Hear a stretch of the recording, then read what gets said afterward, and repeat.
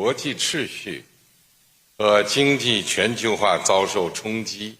In the face of shocks to global order and economic globalization, China and Malaysia will stand with countries in the region to combat the undercurrents of geopolitical and camp-based confrontation, 阵营对抗暗流，突破单边主义， overcome the countercurrents of unilateralism and protectionism, and safeguard the promising prospects for development in our shared Asian home.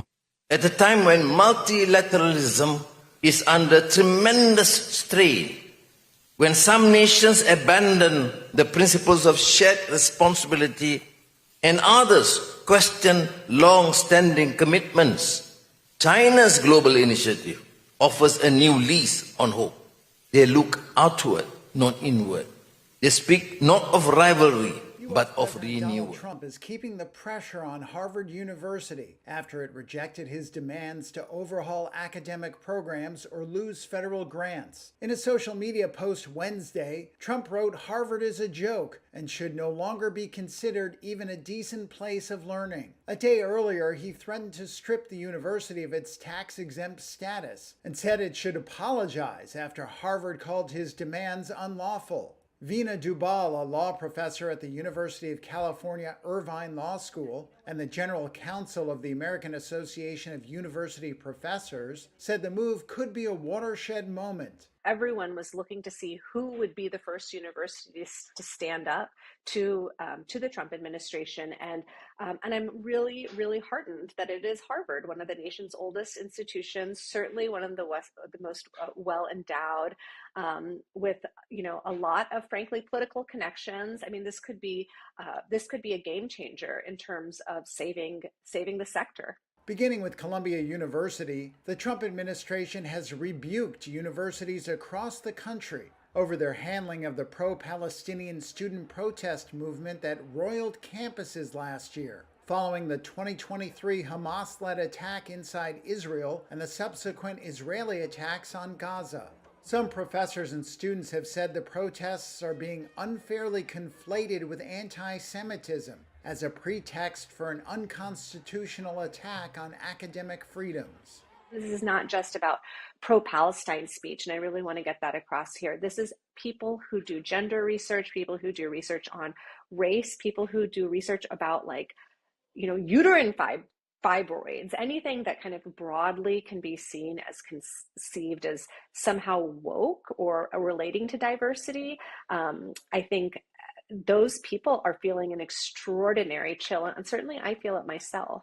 Harvard President Alan Garber, in a letter on Monday, said the Trump administration's demands, including an end to diversity, equity, and inclusion programs, were unprecedented assertions of power unmoored from the law that violated constitutional free speech and the Civil Rights Act. U.S. President Donald Trump touted big progress in tariff talks with Japan on Wednesday, after one of the first face-to-face negotiations since he imposed sweeping global duties earlier this month, most of which he later paused for 90 days. Japan had not expected the president to get involved in Wednesday's talks, which it had been hoping to limit to trade and investment matters. But when Trump announced his involvement early in the day, he said the discussion agenda included the amount Japan pays towards hosting U.S. troops. Afterwards, Trump said on social media that meeting the Japanese delegation had been a, quote, great honor, and that big progress had been made without giving details. Opposite Trump in the meeting was Ryosei Akazawa, a close confidant of Japanese Prime Minister Shigeru Ishiba. He spoke to reporters after the talks. Meetings with Japan are a priority. When Trump says that there are 70 or 100 countries in line, there's no way the president can attend all of them, so the talks with Japan are a priority. I think his presence is a clear sign of that. Ishiba sounded a more cautious tone speaking to reporters later in Tokyo, saying that negotiations going forward, quote, will not be easy. Trump earlier this month blasted Japan for what he said was a 700% tariff on rice, a figure Tokyo disputes. Levies on autos are particularly painful for Japan, as cars make up nearly a third of the country's shipments to the U.S., its biggest export market. Trump's involvement is a potential sign he wants to keep tight control over negotiations with dozens of countries expected over coming days and weeks. Italian Prime Minister Giorgia Meloni heads to the White House on Thursday to discuss tariffs imposed on the European Union with Trump. U.S. Treasury Secretary Scott Bessent has invited South Korea's finance minister to Washington for talks next week. The U.S. has sent hundreds of mostly Venezuelan migrants to be held without trial at this mega prison in El Salvador. It's known as CCOT, an acronym for Terrorism Confinement Center in Spanish. The prison opened in February 2023 as part of Salvadoran President Nayib Bukele's highly popular hardline security policy, which has resulted in a sharp drop in homicides. El Salvador claims it is Latin America's biggest, with capacity for 40,000 inmates. It stretches across 57 acres and is located in an isolated rural region east of the capital, San Salvador. Bukele has said the prison cost $115 million to develop and equip. Video taken from inside the facility often shows prisoners tightly packed together with their heads shaved. The mega prison doesn't have an outdoor recreational area and won't allow family visits. A September 2024 report from the Inter-American Commission on Human Rights expressed concerns about overcrowding. It cited a study that found CCOT inmates had an average of 6.45 square feet of space, which is below international standards. Bukele declared a state of emergency in 2022 that he said was needed to combat the country's notorious gangs and crime rate. It remains in effect, and some 84,000 people have been arrested. This includes alleged members of El Salvador's Mara Salvatrucha, or MS-13 gang, and its rival, Barrio 18. But human rights organizations have criticized El Salvador's prisons, and especially CCOT. They've reported human rights violations like torture, inmate deaths, and mass trials. During a visit from U.S. Secretary of State Marco Rubio in February, Bukele offered to incarcerate criminals deported from the U.S. in the mega prison. He has agreed to accept for deportation. The Trump administration first deported 261 people to El Salvador on March 15th. For 137 of them, the U.S. government justified the move under the Alien Enemies Act of 1798, saying the men were members of the Venezuelan gang Tren de Aragua, but providing few details about their cases. The White House said the U.S. government paid El Salvador about $6 million to receive the deportees. The World Trade Organization slashed its forecast for global merchandise trade from solid growth to a decline on Wednesday. It said U.S. tariffs and spillover effects could lead to the heaviest slump since the height of the COVID pandemic. WTO's Director General, Ngozi Okonjo-Iweala. We project that global merchandise trade volumes will decline by 0.2% in 2025, nearly 3 percentage points below the level we would have expected without recent trade policy shifts.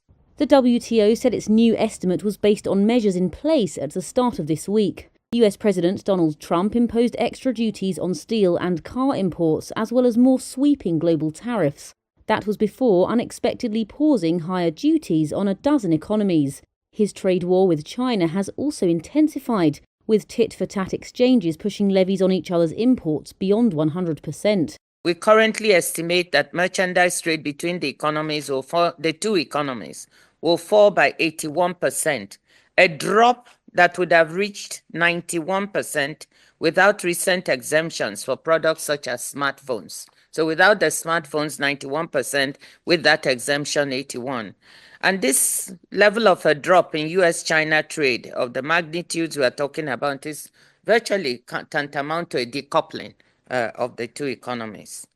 The WTO chief added that this trade disruption could increase Chinese merchandise exports across all regions outside North America by between 4% and 9%. And other countries would have opportunities to fill the gap in the US in sectors like textiles and clothing. The WTO said the services trade, though not subject to tariffs, would also take a hit. That was by weakening demand related to goods trade, such as transport and logistics. Broader uncertainty could dampen spending on travel and investment-related services. The WTO said it expected commercial services trade to grow by 4% in 2025 and 4.1% in 2026. That's well below baseline projections of 5.1% and 4.8%, respectively. This Chinese factory sells arcade products like claw machines to customers all over the world. It says it will keep exporting and may shift to other markets amid the trade war with the United States. iFun makes products for arcades, play areas for kids in shopping malls or trampoline parks. The company gets orders ranging from $50,000 to $500,000. Until recently, a fifth of its sales went to the US. However, US President Donald Trump imposed extra tariffs this year of 145% on imports from China. That's forced iFun's US customers to put orders on hold. Still, the company's president, Bin Jiang, is hopeful that Trump will roll back the tariffs before the pain really hits China. If that doesn't happen, Jiang says there are options. And we can move our time, our time or our energy to other markets, maybe like Mexico, Canada, or South America. The iFun factory is located in China's southern manufacturing hub of Guangzhou, which has been dubbed the factory of the world. Jiang said he's not planning to set up an offshore location, as about 90% of the materials he needs are within a few hours' drive.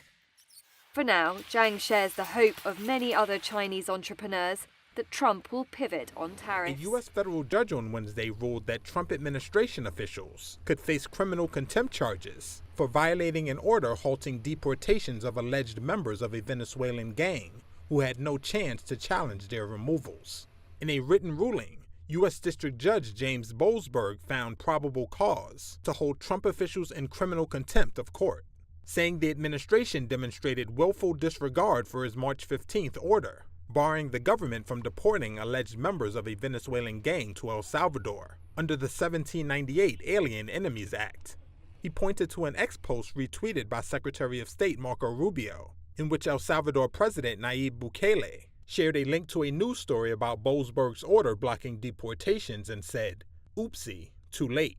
The ruling is the closest any judge has come to suggesting the administration could be punished since Trump returned to the White House, and it escalates the confrontation between the judicial and executive branches of government. A Justice Department spokesperson said Boasberg's, quote, underhanded attempt to maintain power over this case is a judicial power grab that the Department of Justice will fight by all means necessary. Many of the migrants' lawyers and family members say the deportees are not gang members and were never given a chance to contest the U.S. government's assertion that they were.